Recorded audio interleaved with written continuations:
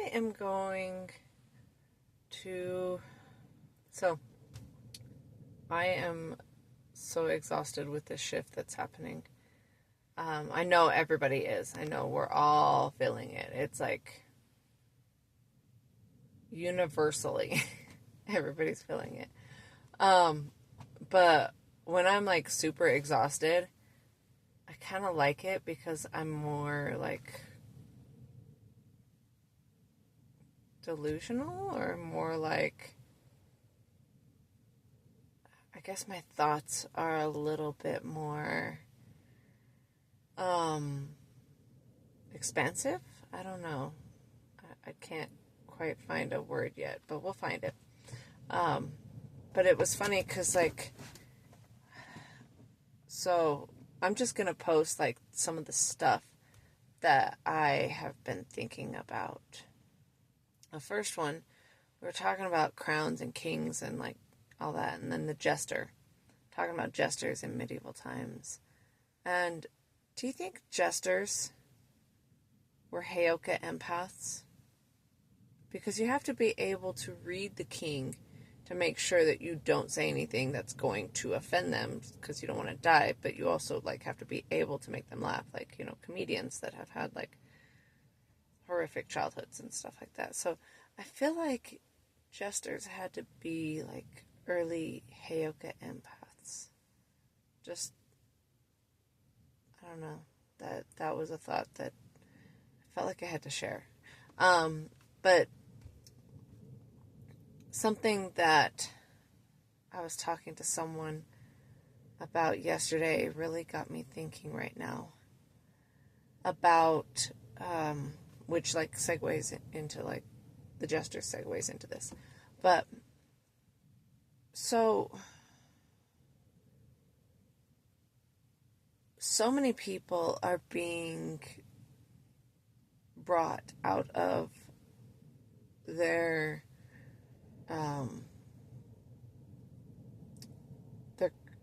their thinking, their programming, for lack of a better word. Things that were set in as to how they should be and how they should think and what is good and what is bad and what to believe and all of that stuff, like our conscience. I can't speak. So, the way that he put it was conscience. So,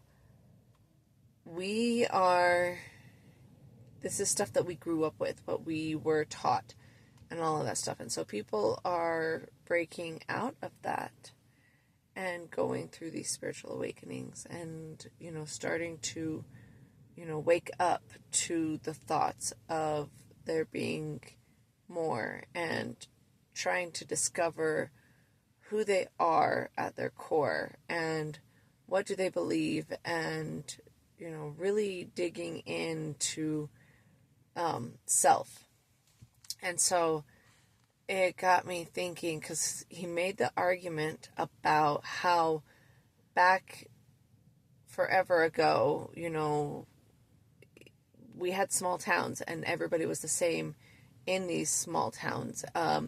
You know, like New England, you know, kind of thing. Like it was a specific kind of way of thinking and you didn't deviate really from it.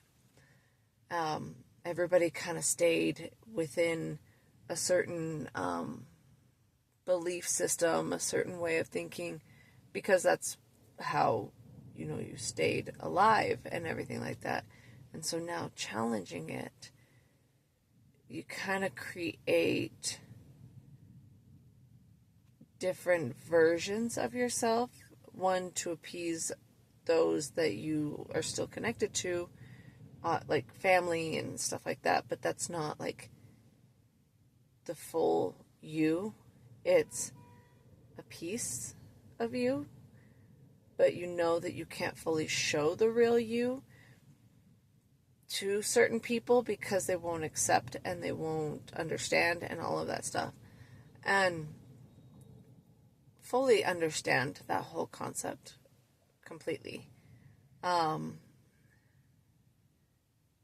But But it got me thinking about how there are just some people that don't try to fit in. They just kind of like, I'll check the time. Okay. I tap it on my nose so I can see it. Some people don't, try to fit in. And it's like they don't care about being seen a certain way, and they don't care about, people accepting them for who they are, because they would much rather be their authentic self than to, be accepted by people that didn't accept their authentic self. And so it really got me thinking about the mindset of those people that are truly authentic and don't live in fear of what others think, or, all of that. That they're just who they want to be.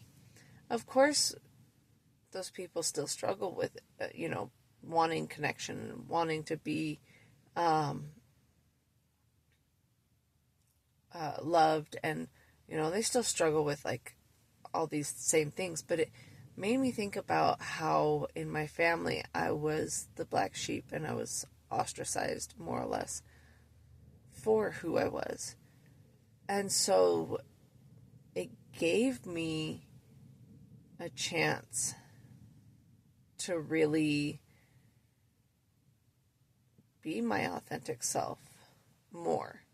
I mean, I still had a mask to some extent that I had to learn how to take off, but it gave me a chance to learn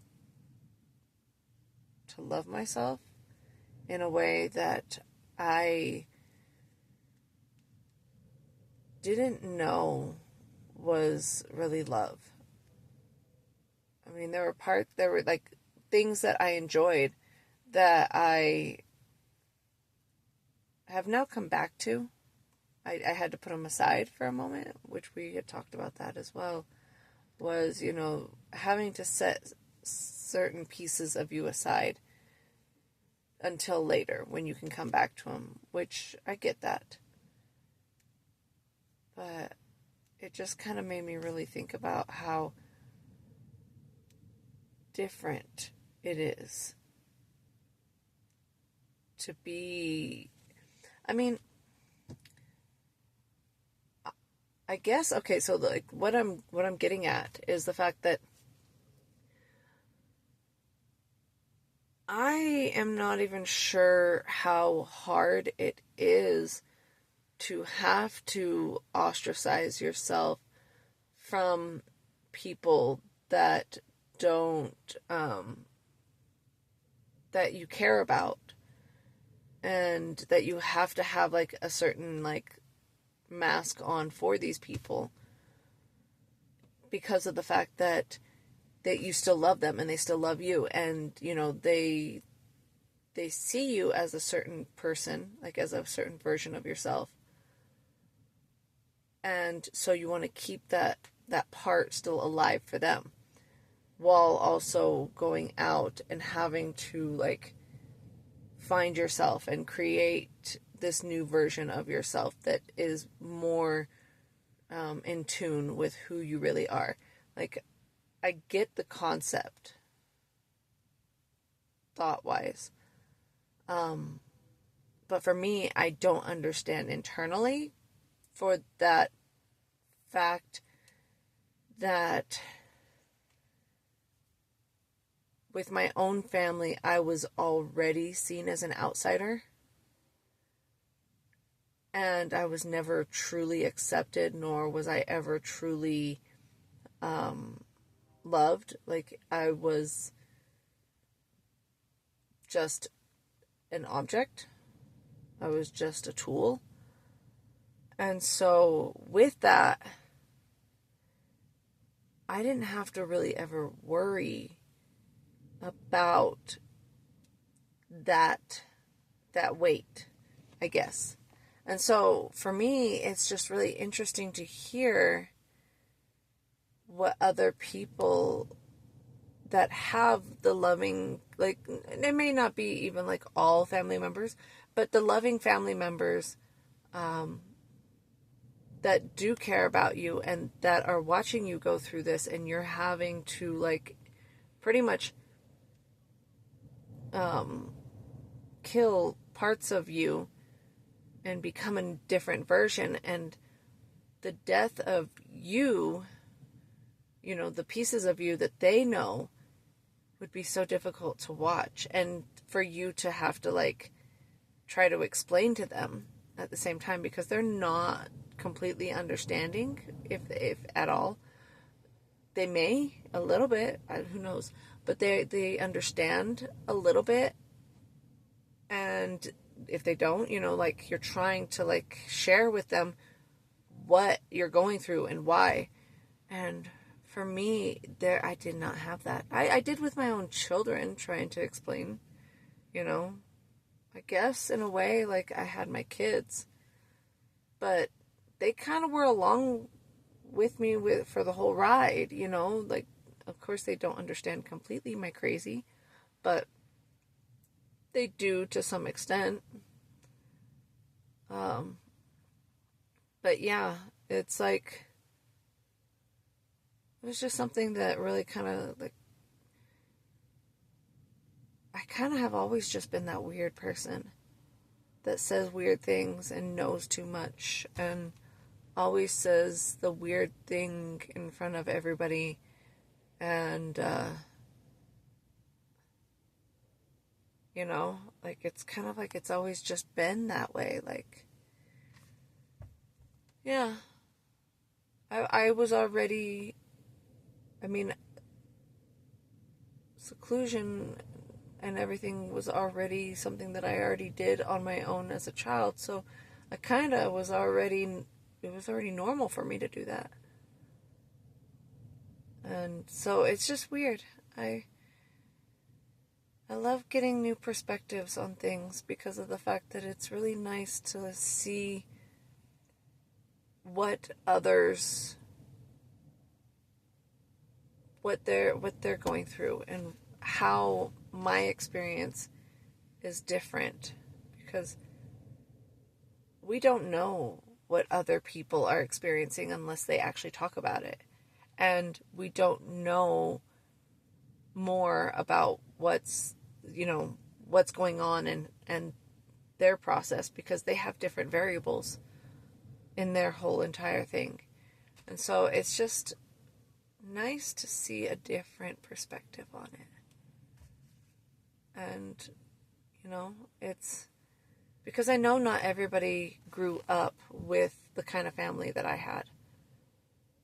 So for me, it was a lot easier to just cut ties, because there was no point in even like keeping ties with a very toxic and horrific family, you know? So it's just interesting to, I feel like maybe even with some people, it's got to be a little bit harder, because you're going through something that you don't even know how to explain, or you don't even know who to talk to about.